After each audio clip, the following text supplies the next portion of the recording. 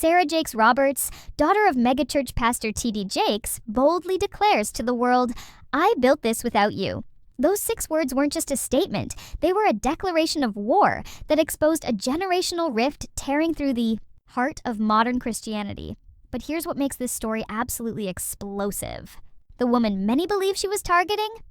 Jaunita Bynum, a legendary figure who once commanded the same stages, filled the same arenas, and influenced the same audiences that Sarah now captivates. We're talking about 2 powerhouse women separated by decades but connected by controversy, each representing a completely different era of ministry. And their clash isn't just personal drama, it's revealing something much deeper about how power, respect, and legacy work in the church world. Tonight, I'm taking you behind the scenes of the most talked about feud in modern ministry. We're going to uncover the real story behind Sarah's shocking declaration, explore the untold history that led to this moment, and reveal the private conversations and whispered tensions that nobody wants to discuss publicly. Trust me when I tell you, by the end of this video, you'll never look at either of these women the same way again. Let's start with Sarah Jakes Roberts, because understanding her journey is crucial to grasping why her words hit so hard. Most people see her today and assume she's always had it easy. After all, she's the daughter of one of America's most famous pastors, surrounded by privilege and opportunity from birth. But that couldn't be further from the truth. By 14 years old, Sarah was already a mother, facing the kind of judgment and scrutiny that would crush most teenagers. The church world didn't exactly roll out the red carpet for a teen mom, even one with a famous last name. What happened next is where Sarah's story becomes truly remarkable. Instead of hiding from her circumstances or letting shame define her future, she decided to own her narrative completely. She started talking openly about teenage pregnancy, divorce, depression, and the overwhelming pressure of living in her father's massive shadow. This wasn't the typical approach for someone trying to build a ministry platform. Most religious figures present themselves as having it all figured out, as perfect examples for others to follow. Sarah took the opposite route, presenting herself as beautifully broken, relatable, and real. The breakthrough moment came when she began speaking at women's conferences with a style that was unlike anything the church had seen before. Where traditional preachers used heavy theological language and kept emotional distance from their audiences, Sarah spoke like she was having coffee with her best friend. She'd share scripture alongside personal stories, mixing biblical principles with practical advice about relationships, self-worth, and mental health. Women, especially younger ones, felt like someone finally understood their struggles without judging them for it. Social media became her secret weapon. While older ministers were still figuring out how to navigate digital platforms, Sarah was creating content that went viral organically. Her phrases became hashtags, her sermons became social media moments, and her message of evolution and growth resonated with millions of women who felt stuck or overlooked by traditional church culture. The Woman Evolve movement exploded from a small idea into a global phenomenon, selling out conferences, topping bestseller lists, and reaching audiences far beyond typical church demographics. But here's where things get complicated, and this is the part that sets up the entire controversy. As Sarah's influence grew, some people in the traditional church world started asking uncomfortable questions. Was she more of a motivational speaker than a minister? Was her massive popularity coming at the expense of theological depth? And most critically, was she properly acknowledging the women who had paved the way for her success? Because here's what younger audiences might not realize. Before Sarah Jakes Roberts was filling arenas with empowered women, there was another woman who had done exactly the same thing. Jaunita Bynum wasn't just a preacher in the 1990s and early 2000s. She was a cultural phenomenon who changed the entire landscape of women's ministry. Her sermon, No More Sheets, wasn't just a message. It was a moment that shifted how the church talked about relationships, soul ties, and women's sexuality. Millions of women felt like Jaunita was speaking directly to their secret struggles, breaking silence around topics the church had traditionally avoided. Jaunita's influence extended far beyond Sunday mornings. She became a best-selling author, recording artist, and one of the most recognizable prophetic voices of her generation. Television networks interviewed her, major pastors partnered with her, and her conferences drew international crowds. At her peak, Jaunita Bynum was considered one of the most powerful women in ministry worldwide. She had cracked open doors that had been closed to female voices for generations. Now, here's where the story becomes fascinating and incredibly tense. To anyone who lived through Jaunita's era, Sarah's rise looked remarkably familiar. The boldness, the relatability, the ability to connect with women on intimate levels about faith and healing. It was like watching history repeat itself with a modern twist. Sarah's Woman Evolve movement felt like a direct descendant of what Jaunita had built decades earlier, just with better technology and a younger audience. The older generation started making these connections publicly, suggesting that Sarah owed her platform to pioneers like Jaunita. They argued that without women like Bynum breaking barriers and facing criticism, there would be no space for someone like Sarah to thrive so easily in ministry today. These weren't just casual observations. They were pointed suggestions that Sarah should be showing more respect and acknowledgement to those who came before her. And this is exactly where Sarah's patience ran out. During what seemed like a routine speaking engagement, she delivered those 6 words that would ignite the biggest controversy in modern women's ministry. "I built this without you." The statement was short, sharp, and completely unapologetic. It wasn't just directed at Jaunita specifically, though many interpreted it that way. It was Sarah's declaration of independence from an entire system that wanted to diminish her achievements by attributing them to someone else's legacy. For Sarah, this wasn't about disrespecting Jaunita Bynum. It was about establishing that her success came through her own struggles, her own authenticity, and her own hard work. Yes, she was T.D. Jakes' daughter, but she'd been a teenage mother facing public shame. She'd navigated divorce, depression, and criticism. Every conference she built, every sermon she preached, every breakthrough moment in her ministry, these were born from her personal battles and victories, not handed to her by previous generations. Her supporters heard this statement as empowering, as giving voice to every woman who'd been told she only succeeded because of someone else's sacrifice. But for those who remembered Jaunita's era, those words landed like a slap in the face. They felt dismissive of the very real battles that had been fought to create the space Sarah now occupied so comfortably. What makes this controversy even more explosive is what's been happening behind the scenes. While Jaunita has been careful, with her public responses, insiders suggest she's been far from silent privately.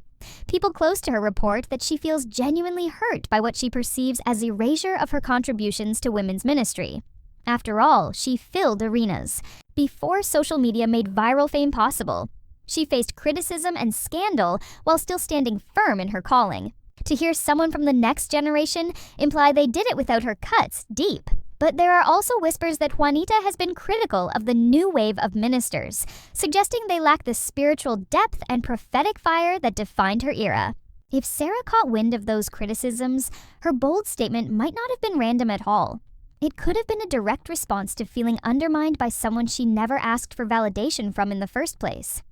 This tension reveals something much bigger than a personal disagreement between 2 women. We're witnessing a massive generational shift in how ministry operates, and it's creating divisions that extend far beyond these 2 personalities. For decades, the church operated under strict hierarchical systems, where authority flowed from the top down, where young ministers had to prove themselves under established leadership for years before getting opportunities, and where respect for elders wasn't just expected, but demanded. The new generation of ministers has completely rewritten these rules. They've built platforms using YouTube, Instagram, podcasts, and conferences, connecting directly with audiences without waiting for permission from traditional gatekeepers. Their messages are shorter, their style is more casual, and their reach extends far beyond church buildings into coffee shops, social media feeds, and digital communities. For younger believers, this shift has been refreshing and inclusive. They feel seen and understood in ways traditional church culture never provided. Sarah's ability to discuss mental health, relationships, and personal struggles gives her credibility that formal theological training alone could never establish. She doesn't preach at people, she walks alongside them. But for some in the older generation, this new wave feels like rebellion against everything they sacrificed to build. They see social media ministers as skipping the line, dishonoring the price paid by those who labored in obscurity for years without recognition. To them, ministry isn't supposed to be glamorous or trendy.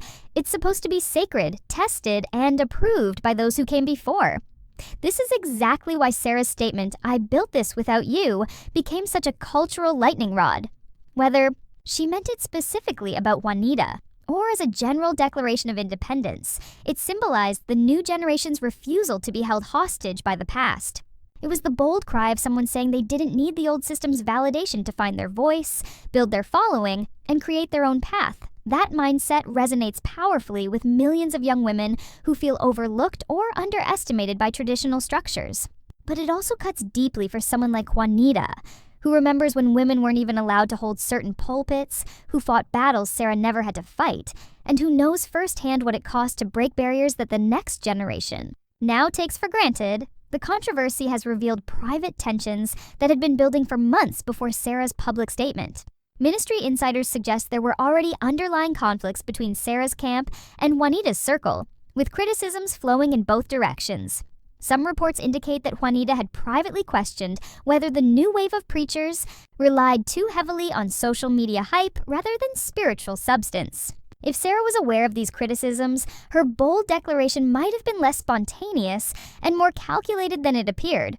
Social media has amplified every aspect of this feud, turning what might have been a private disagreement into a public spectacle with millions of views, countless debates, and hashtags that trend across platforms. Supporters of both women have taken sides like it's a heavyweight championship, with some arguing that Sarah was right to stand up for herself against unfair comparisons, while others insist she should have chosen her words more carefully to honor those who paved the way.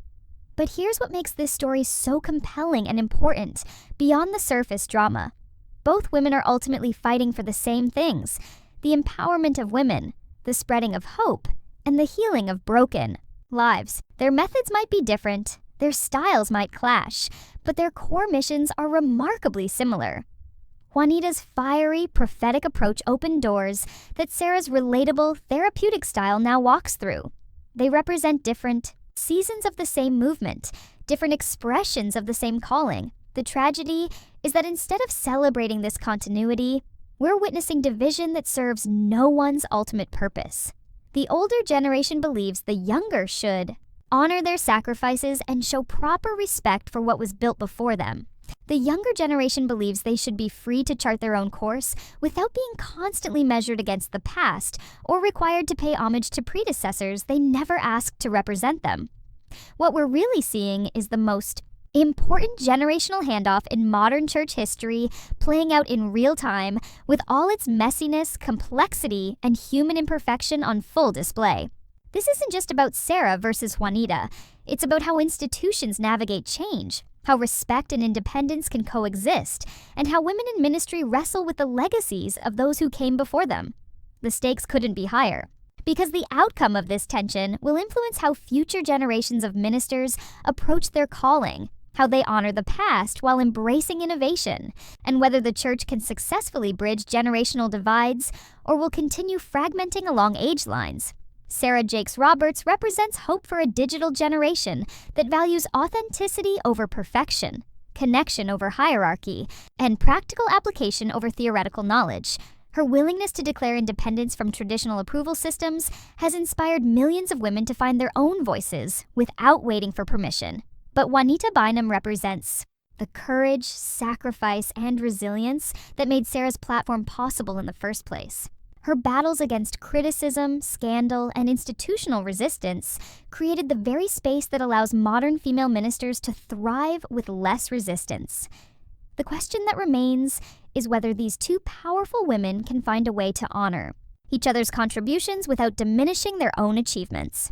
Can Sarah acknowledge the foundation that was laid for her without feeling like her personal struggles and victories are being minimized? Can Juanita celebrate the next generation's success without feeling like her legacy is being forgotten or dismissed? Because ultimately, this story matters far beyond church politics or ministry drama. It forces all of us to examine how we handle generational transitions in our own lives, careers, and communities. Are we building bridges between past and future, or are we creating unnecessary divisions that weaken everyone involved? Do we honor those who came before us while still claiming our right to forge new paths? Can we celebrate innovation while Respecting tradition, the conversation between Sarah Jakes Roberts and Juanita Bynum isn't over, and frankly, it shouldn't be. Both women have too much wisdom, too much influence, and too much to offer for this division to continue indefinitely. The faith community needs both their voices, both their approaches, and both their perspectives working together rather than in opposition. What we've witnessed isn't just a feud, it's a mirror reflecting the challenges every generation faces when passing the torch to the next. And how these two remarkable women ultimately resolve their differences will send a message far beyond ministry circles about whether we can bridge our divides or will continue building walls between past and future. The stakes are too high and the potential too great for anything less than reconciliation, respect, and recognition that both women have something essential to contribute to the ongoing story of faith, empowerment, and hope.